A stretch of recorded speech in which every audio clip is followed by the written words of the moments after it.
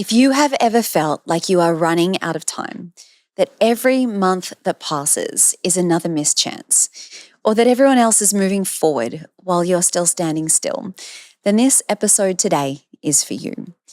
We're going to be talking about the energy of scarcity, that quiet and persistent panic that stays there and says, there isn't enough time, there isn't enough hope or possibility left for me. We're going to unpack where that comes from, how it shows up on your fertility journey, and how to shift into a place of trust, surrender, and abundance, even before you get that positive pregnancy test. Because you are not behind, and today I want to show you why. Welcome to your journey to fertility. This is the podcast that blends science with spirit to give you all the tools you need as you navigate your fertility journey. I'm your host, Jennifer Edmonds, and for the last 15 years, I've been helping women on their journeys to motherhood and beyond.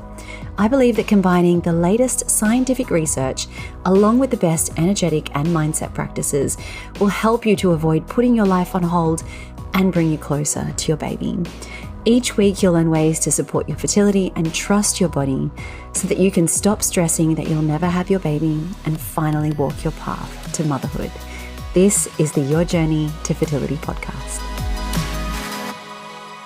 Hello and welcome back to the podcast and Happy New Year. It is so exciting to have you with me for the very first episode of 2026. And this episode is quite timely because we are going to be talking about the thing that we cannot escape on the fertility journey as much as we wish we could, and that is time. Time feels like your greatest enemy when you are trying to conceive. Every month that goes by is the loss of so much more than just not getting that positive pregnancy test.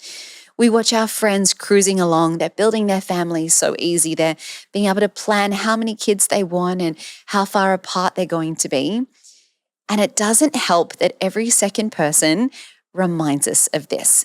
Every time that we open social media and we see some kind of weird fertility thing advertised to us, which I'm sure you can relate to, we are constantly being told we are running out of time. We need to hurry up. We need to find the next thing that's going to help us get pregnant. Always we're told, your eggs are getting old. Doctors tell you as soon as you're over 35, your egg quality declines and you don't want to leave it too late. We need to start treatments now or yesterday. And yes, I would have loved to have met my husband when I was 20, but I didn't. I was 30 and we didn't start trying to have a family until I was 33. So it really doesn't help that we are thrown all of these bits of information constantly. They are incredibly unhelpful.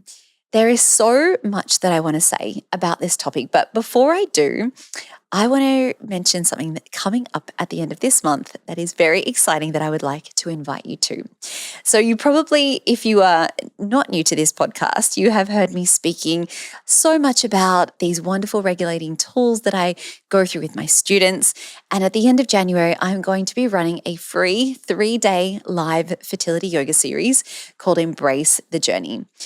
This is your opportunity to come and meet me, ask me all of your questions, and start to get an understanding of how these practices feel within your own body. We're going to be talking about yoga, meditation, breath work, cycle syncing, nervous system regulation, all my favorite things. And it's a way for you to start understanding exactly how you can incorporate them into your own life and how easy it will be. Now, I wasn't actually going to be running this series till later on in the year, but we ran it last July, July of last year, and I've had so many people asking if we can do it again. So we're going to be bringing it back at the end of this month. This is something I probably am not going to offer again until maybe middle or to the end of this year. So if you are interested, go and grab your spot now. There is a link down in the show notes. Otherwise, you can visit elementpilatesyoga.com/waitlist. So if you have any questions about that, please don't hesitate to reach out and ask me.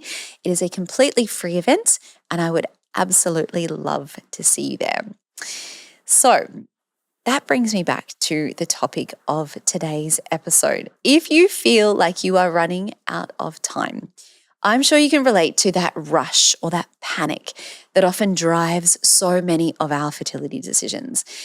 I remember when my last round of IVF hadn't been successful, I decided I would go and get a second and a third opinion from a couple of other fertility doctors, which, I should also mention, I had also gotten 5 doctor opinions before I chose that doctor to go through IVF with. Yes, to say I approached my fertility journey from a type A perspective is an understatement. Anyway, so I met this doctor who basically took a look at all of my notes. I think I was 37 at this stage. And he said something like, "What do you want from me? I reckon you'd have better luck with donor eggs. That should be the path that you choose. If you want to do that with me, go for it." And, that wasn't the path I was ready to go down. There's nothing wrong with walking that path of using donors if that's what you want to do. But I wasn't there yet.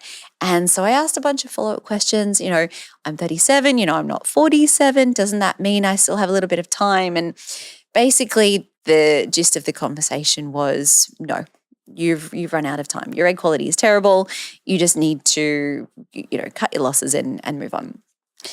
And it was really hard to come back from that. It really threw me for a while, that conversation. And I don't know if you've ever had an experience like that, but if you have, I hope that this episode today is going to give you some tools to be able to leave a conversation like that feeling like you have some breathing room, and to know that someone else's opinion is not necessarily true and not necessarily true for you. You get to decide what your journey looks like. And yes, you can go and get the opinions, and it was my choice to go and speak to that fertility doctor, so I can choose to take that advice with a grain of salt or not. But I really want to give you those tools to be able to step back and say, sure, time is passing. That's not something we can ignore, but I am able to reframe my journey and know that this month, maybe next month, it is not going to be the end of the world if I don't do this thing exactly right now. Just thinking about being back in that space and that energy of panic, it really puts me into a state of dysregulation already. So if you're relating to that, take a very deep breath. And we're going to get into this by first understanding what is the scarcity mindset. So being in this scarcity mindset is a very desperate energy. It is fear, it is panicked, and it's one that takes over your whole life. It's those thoughts that start infiltrating from the moment you wake up. This is never going to happen. Why am I even bothering? I am so far past hope. It's never going to happen for me. Constantly feeling like there isn't enough time, your body isn't doing enough, or that you are being left behind. Scarcity sneaks in through all of these thoughts. Everyone is pregnant but me. If this cycle doesn't work, it'll be my last chance. And it really affects your nervous system on a very deep physiological level. It keeps you in fight or flight, and it disrupts your hormones. It disrupts so much of those, beautiful chemical balances that the body needs in order to stay regulated and in order for your reproductive hormones to be able to come into balance. And it stops you from being able to make decisions from alignment or intuition, and we start to make decisions out of fear.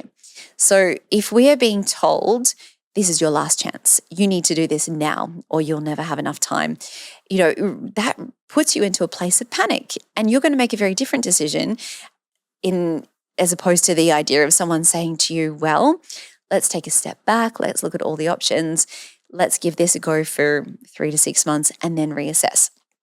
So scarcity is something that really needs to be addressed because of its impact on dysregulating your nervous system. And as we well know, it makes your life miserable to be living in that dysregulated state. Where does scarcity come from? I thought about this when I was putting this episode together, and I think it relates a little bit to an episode I did a few weeks back around comparison. And I think it comes from this social conditioning from a very young age of, we are sort of pitted against people, especially as women from a very young age. This person is excelling at this person is coming first and winning, and this person's losing. And also we are told from a very young age that we have this biological clock. Of course, men don't have a biological clock, which we now know is absolutely not true. Men's fertility declines with age as well. But it's drilled into us pretty early on, I find. And even though we see people around us having kids older on, when we really get into the detail of it, there's still all of this language around women getting older. For example, I was considered a geriatric pregnancy because I was pregnant over the age of 35. These terms that we use, like diminished ovarian reserve and premature ovarian failure, and all these things that we hear, this medical language, it is unintentionally reinforcing fear and this scarcity mindset. Seriously, I could do a whole episode on medical terminology and how damaging it is for women. But basically, we're told if you're over 35, your chances are very, very poor, which we know in reality isn't the case for everyone. I think this comparison comes from all of these external timelines that we seem to put on ourselves about when we want to have children, how many kids we want to have, and how far apart we plan them to be. And we know that we get these ideas in our heads like, oh, I want to have 2 kids under 2, or I want to make sure I've had 3 kids by the age of whatever. We find that then we get into this trap of comparison, and we see these people that seem to build their families so easily. And when we don't have that experience, we start to go into that fear and scarcity mindset of, well, there isn't enough left for me. We find that past experiences and losses and disappointment creates that subconscious urgency. And I think if you have had the experience of going through a treatment cycle that hasn't worked, or a pregnancy loss, we get into this mindset of, well, I have to go again. I have to do it again. We just have to keep trying. It's really hard to take a step back and say, well, maybe what my body needs most at this time is a break. But it's that I need what I want yesterday mindset that really keeps us stuck. I want to acknowledge also that it isn't your fault if you are feeling this way, if you're feeling this mindset of, well, there's never going to be enough for me. It is really trained into us, and it's all around us, and it is in that fear-based advertising and marketing world that we live in, and it's that constant need for people to show the best of their lives on social media. We are surrounded by reminders of what we don't have. So it is not your fault that you are feeling this way. I want to go through a few ways that you can start to recognize that you are operating from scarcity. So some of the things that came up for me were this rabbit hole of over-researching, over-analyzing every symptom, going through endless Google searches and finding people who had a similar diagnosis or similar symptoms to you, and they had a good outcome. And I felt this at this day of this month. Did that mean you were pregnant? Because will that mean that I'm pregnant? If you are really spending a lot of your time going through these dark cycles of endless information searching, that is a sign you are operating from scarcity. Feeling tense or desperate before every pregnancy test or ovulation test or every treatment cycle. And I know that there are going to be varying degrees of this, of course, but just that feeling of desperation, like this has to be the one, this has to work, with not being able to accept that there's a different outcome, that is a sign that you are operating from that scarcity place as well. I think when you're constantly seeking reassurance from external resources rather than asking for reassurance within yourself, that is a huge sign that we're operating from this place as well. And feeling really overwhelmingly triggered by other people's situations. So whether it is other pregnancy announcements or little things that come up, I find that that is just a huge sign of chronic dysregulation in your life. And if you're unsure about where this is showing up exactly for you, I have a couple of reflective questions or journaling prompts that you can ask yourself. Think about where in your life you're trying to force something rather than allowing it, and where in your life do you feel like you're grasping rather than trusting. And it's hard to ask yourself these questions, isn't it? Because we want to be doing all the right things. We want to be reassured that we have taken every step possible this month to do as much as we can to support our own fertility. But there is a fine line and a very gentle balance between I am going to do everything perfectly because it is the only way I'm going to get pregnant, and I am going to take steps to look after myself and my body in that hope and possibility that's going to support me if I do fall pregnant this month. It is a hard balance to find, and one that I really hope by listening to this podcast, I am able to help you with. So how do we shift then from scarcity into this energy of abundance? So once you're able to recognize that you are in this place, again, it's always coming back to that awareness piece. That's what we want first. Being able to shift into abundance feels so good. Abundance is the opposite of scarcity. It's expansive. It feels easy. It's feeling like you have all of the time in the world. Now, we don't want to be operating from that place of scarcity because it means, like I said, you are constantly in a place of dysregulation. And whilst, that isn't great for your sleep or your hormones or your love life, all of those things, but really being in that place of dysregulation day in, day out is just miserable. It's an awful place to be. And if you have been there, it's never something that you would wish on your worst enemy. So if nothing else, that is a reason to start incorporating some of these mindset practices into your life. So when we can notice that we're in this scarcity mindset of it's never going to happen, things are never going to work out, we're going into fear, we need to ground into the present moment. That is always the way for us. It's like the gateway. How do we go from one to the other? So simple breath and body awareness practices are what are going to help you the most in the moment. Finding your daily practices to really help you build up all of these things that keep you grounded and keep you regulated as often as possible. So when you are consciously and intentionally bringing awareness to times within your day that you know you're going to feel good and grounded, it just leaves less opportunity for your body to get into that state of dysregulation. And if you're not sure how to get into these little daily practices or what you need, come and join me at the end of this month when I go through 3 days worth of amazing practices. And you can pick and choose from all of these what might work best for you. In the moment, can you reframe your thoughts? So when you are able to start catching your thoughts in the moment, when you notice that negative self-talk and you're going down that endless negative thought spiral loop that's going on, can we start to say, it's not happening yet? That word yet is so incredibly powerful. Once we're able to recognize those thoughts and say, it isn't happening yet, but it is unfolding in my own perfect timeline. That is a very powerful way to start switching out of that energy and into abundance. Instead of saying, I'm running out of time, saying, I'm running on my own timeline.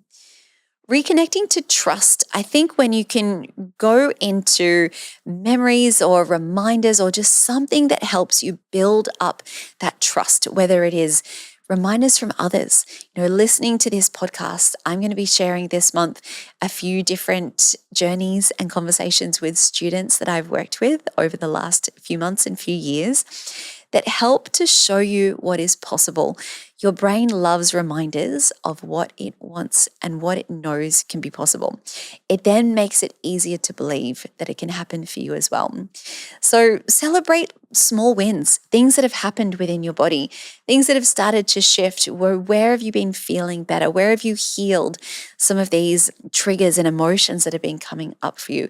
Every moment of joy, every act of self-care that you show yourself is evidence of expansion. It is evidence of healing, and they are all little steps of moving into abundance. I also really want you to remember that, you can choose to believe in this if you want to or not, but remember your baby has their own timeline. They're ready to come into this world when they are ready. And sometimes it's helpful to remind that. So I always like to remind myself that I'm not behind. I'm preparing. I'm just getting ready for the day it happens. So as we start to close up this episode, I want you to reflect a little bit in your own journey and just ask yourself, where can I soften a little bit today? Where can I let go of that sense of urgency and choose trust? What is one thing that I can hand to the universe today and say, do you know what? I'm going to take this off my worry list and I'm going to give it to you. You can worry about it for me. Maybe you'll come back to it tomorrow. Maybe you want to give the universe something else to take off your plate tomorrow. But just start to ask yourself, what is one little thing that I can let go of just for today? I always want you to remind yourself of this idea of coming back into that present moment and saying, I am safe, I trust my body, and I know that I am exactly where I am meant to be. That was sort of a mantra I used to remind myself of when I was taking a walk or finishing a meditation practice. It's really, really grounding. So, I want to remind you again that you're not behind. I know this is something I say a lot, but you can't hear it enough. You are following your own timeline and your own story. Sometimes our stories just look a little bit different to what we thought they would be. So if any of this has spoken to you, and if you're feeling like it's a new year, I want to try something different, I want to do something new on my journey, I am sick of this monthly endless cycle of not knowing where I'm going, come and join me at the end of this month as I run my free 3-day live fertility yoga series. Like I said, the link is in the show notes if you want to register and get all of the information around that. And this Friday, we have a bonus episode dropping. You are going to hear an incredible story from one of my students, Sally, who navigated her way through pregnancy loss, multiple fertility issues, and unsuccessful treatments. And she's going to tell you exactly how she got through it. So then catch me next week as I'm going to be talking about the thing I probably get asked the most about in terms of the work that I do when it comes to trying to conceive, and that is stress. Does stress affect your fertility? Do you need to worry about it? And how do you even go about addressing the stress when you are navigating the journey of infertility? Because it is pretty much the most stressful thing that we will ever go through in our lives, as we well know. So I can't wait to have you back with me for those 2 upcoming episodes. But until then, I am sending you all of my wishes as you continue your own journey to fertility.